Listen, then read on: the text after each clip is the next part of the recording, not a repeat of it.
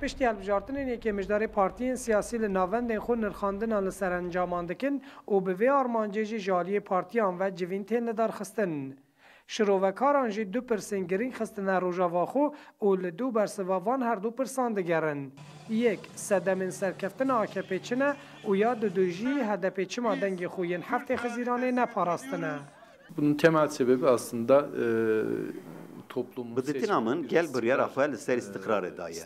AK Parti dibece ez de istikrar pek binim u de revş baştır be.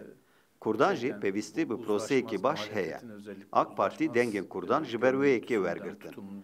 Li aliyê din HDP polîtikayekî baş nemeşand. Divê HDP xwe nexiste babin siya PKK. HDP bi wê yekê derfetê mezin durandin. Koalisyonda Serkeftina AKP hem ji bo lêkolîneran hem jî ji bo AKP-yan bi xwe jî veke sürprîzeke hate pêşwazî kirin. Gelek şirovekar dibêjin AKP texmîna ev qazdengan nedikir. Heman şêve daketina dengên HDP heta rêjeya Sadî de jî nedihat çawerêkirin. Şimdi açıkçası bu HDP galetên taktîkî û stratejîk kirin. Meseleya xwe û PKK safî nekir. Lê ez dibêjim di dema çêkirina qanûneke bingehîn de HDP dikare roleke girîng û erênê bilîze û îmaja xwe baştir bike.